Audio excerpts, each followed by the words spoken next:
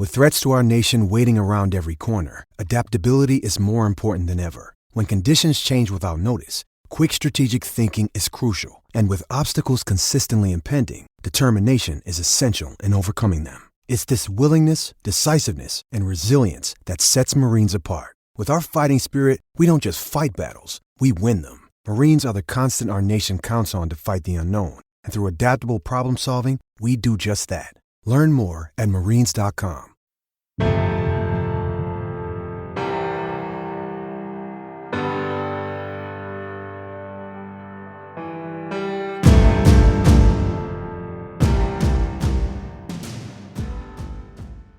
I can't tell you how many teams I've been a part of where you have these great intentions when the season ends and, hey, we're going to get together, we're going to talk about this, we're going to talk about that.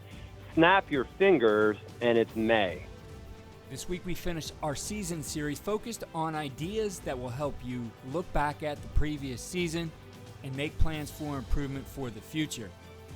We asked 3 coaches about their best ideas on assessing their team's performance, identifying areas of strength and weaknesses, and setting a foundation for the upcoming season. We talked with Levi Nelson, former high school head coach and part of the Positive Coaching Alliance, Pete Shinnick, head coach at Towson University and a 2-time national champion at West Florida, and longtime Texas high school coach Randy Jackson. What you see on tape is a direct reflection of what you teach and how you teach. Video is important, but if you don't teach well, you're not going to like what you see on your video. First Down Playbook has been helping coaches teach better for 13 years. It allows you to present installs, playbooks, and practice cards in half the time with NFL quality. Coaching tools like video pairing, a player app, practice schedules, and wristband sheets have made First Down Playbook a program management system with everything in one place. If you're in a position of leadership with your football program, receive a free 1-week look at First Down Playbook. Call them at 512-814-6158 or visit them on their website or social media. Mention Coach and Coordinator Podcast or use the coupon code COACH24 to receive a $100 discount off the normal $700 First Down Playbook team membership price. Links and the phone number are in the show notes.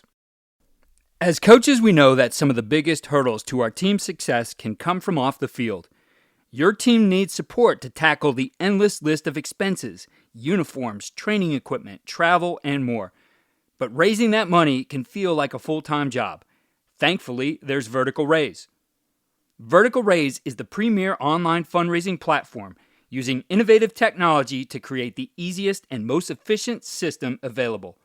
Raise more money in less time with a local fundraising coach who works with your team every step of the way to customize the ideal fundraiser. With options for online donations, digital discount cards, premium product sales, and even spirit shops, Vertical Raise has top-of-the-line solutions for every fundraising style. To find out more, visit verticalraise.com and we'll get you connected with an exclusive offer on your first fundraiser. First, Levi Nelson shares the ideas that are behind what he created called a get-to list, which outlines specific tasks to be accomplished in the offseason. He emphasizes the need for regular communication with assistants and providing them with a book to read, followed by presenting their key takeaways to the coaching staff. Additionally, he promotes the idea of evaluating coaches on an off-season basis and providing them with an improvement plan. Yeah, Coach, so my personal coaching philosophy, I call it LEAD, L-E-A-D. It stands for love, effort, attitude, and discipline. And discipline to me is probably my best attribute as a human being.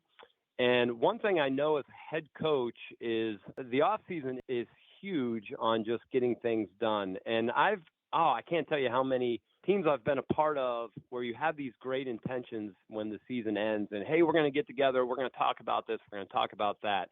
Snap your fingers and it's May, right? And it's like, oh, we need to do. So one thing I heard on a podcast, and this came from the winningest head coach in the history of Texas high school football. So you want to talk about a coach who's forgotten more about the game than I'll ever come to know. This coach had what he called a to-do list. And what he did is printed it out every Saturday morning when the game would end, and it would have predetermined things to do on that list. Trade film with the opponent. Some of the things were funny. It was like burn a DVD for my dad to watch, and some did not apply to me, right? It was like film the local TV show, coach's show, that kind of thing. But in season, this was a terrific way for this coach to get through a week. There was no thinking involved. He just woke up every day, looked at the list, and said, here are all the things I have to do at this huge program in the state of Texas to run this. Well, Coach, you asked me about the offseason. What I've done is adapted this, and I call it a get-to list too, right? So I renamed it, instead of a to-do list, a get-to list. But I renamed it, and I applied this to the offseason as well. I'm one of those that, man, you're going to make time for what's important to you. So even if you're coaching other sports, you've got a family, you've got some time in your day to work on whatever team you're coaching, right? You've got some time to improve your team. So I just think it's important for the head coach and assistants to actually have that interview. I know it should happen, but it doesn't. Every place you're at, you should sit down, head coach, assistant coach. This is what you did well. This is what I'd like you to work on. I'm big on giving coaches an actual book to read. Like, here are some coaches, whether it's, Jim Tressel, Lou Holtz, John Wooden, Tony Dungy, whoever it might be. But I try to pick a book that I think is applicable to that coach. If it's a new coach, I usually give them Pete Carroll's book, because he talks about this is how you come up with a coaching philosophy. But then I'll have that coach present his book to the rest of the coaching staff. Hey, here's the book I read. Here's what I took from it. Here's what I think we could do as a staff. So not only meeting with assistant coaches, but giving them some work as, leaders or readers. We need to read, but then just having a daily plan, even in the off season, in February, right? When there's snow on the ground, if you're here in Wisconsin or wherever, but I'm going to communicate every day with every one of my assistant coaches, right? And it some days, Keith, it might just be, how's the family? It might be, did you watch the game last night? This and that, but it's okay. So we've made that connection piece, but then also, we're going to meet this Sunday and I'm going to have you work on this topic. We're going to look at our third downs, our red zone, whatever it might be, but just kind of assigning that. I know as an assistant coach, I never really was evaluated on an off-season basis. It was just kind of show up in March and we're going to get going. For every head coach, have that meeting and give your staff an improvement plan. Pete Shinnick focuses on taking stock of the previous season and gathering insights from outgoing and rising seniors to shape the next season goals. He shares an example of their team rallying around a specific goal, such as finding 40 minutes to improve their performance. He emphasized the importance of setting clear objectives based on reflections from the previous season to propel them forward. First off, I think you got to take your current team where it is. You lose seniors, you got rising seniors. I always meet with my outgoing seniors and ask them their thoughts of the season and what they feel like, advice they would give to the rising seniors. Meet with the rising seniors, ask them what they want this next year to look like. And then I take probably the next 3 weeks and just think about what we did well, what we didn't do well from those conversations, and then say, okay, what am I coming up with that will be in my first January meeting with my team? Hey, we need to be more concerned about this, or we need to be dialed in on this. And really, that's kind of propelled us each year as to, what we were looking for and what we needed to do. In 2018, we went 5-5, and we lost 4 games. And in 4 of those games, with 10 minutes to go in the fourth quarter, we were tied or within 7. And, so my deal was, hey, we're 40 minutes away from being 9-1. And I said, all off season and all fall, we're going to try to find 40 minutes. That's what we're looking for.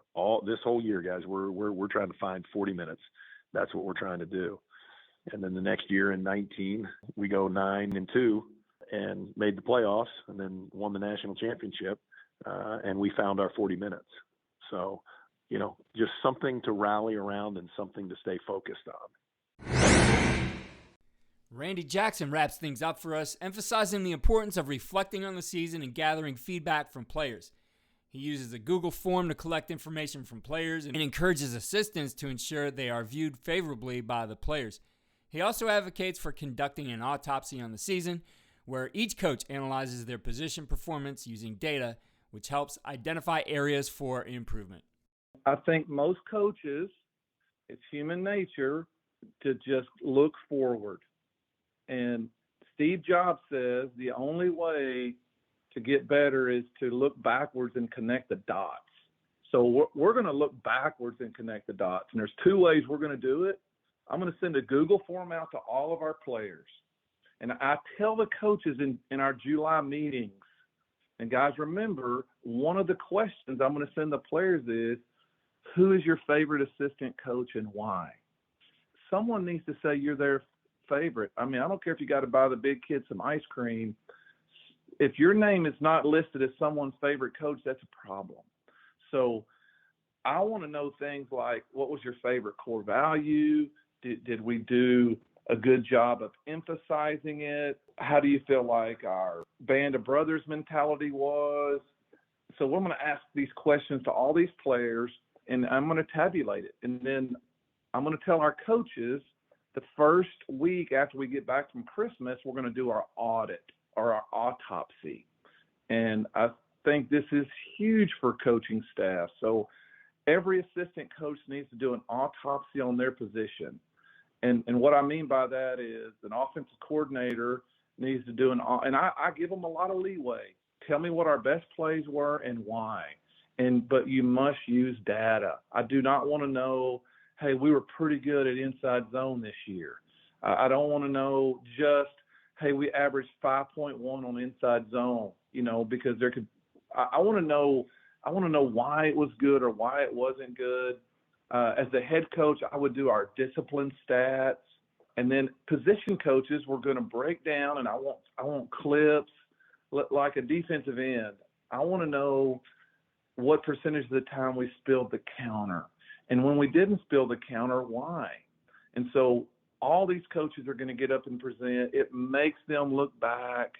We take extensive notes, and then as we get into off-season and all that, you're just going to forget. And then when we start getting ready for spring ball, we look back at our autopsy and we remember, hey, here's the things we said we didn't do well last year that we need to emphasize this spring. But I think it's a great exercise to get feedback from your players and make your coaches do an autopsy, or otherwise you're going to put your equipment up and you're going to give your guys a couple of days rest, and then you're going to start doing maxes. And you're not going to know, hey, why weren't our double teams good on zone? Let's talk about it, those kind of things. You mentioned the discipline stats that you do as a head coach. Can you give us some insight into that? Yeah, so I want to know how many players got a referral, how many times we had to in the mornings. So we practiced at 7 a.m., how many kids were late, how many kids were we having to discipline, and just how many issues we had. So, as a head coach, that's what you deal with. And so teacher emails, things like that. And so I would break all that down and just give a report on things we had to deal with other than football. A well-executed season wrap-up is a vital component of coaching that allows for reflection, feedback gathering, goal setting, and ultimately accountability. By engaging in this process, you can lay the groundwork for a successful future season, ensure that your team refines their strategies, enhances player development, and creates a more cohesive and high-performance team. We have a couple more episodes left in our season series as we wrap up this week, and then we get into our off-season episodes and series. Thank you again for listening to Coaching Coordinator. Go to coachingcoordinator.com to sign up for our weekly tip sheet, which shares the best ideas of each week.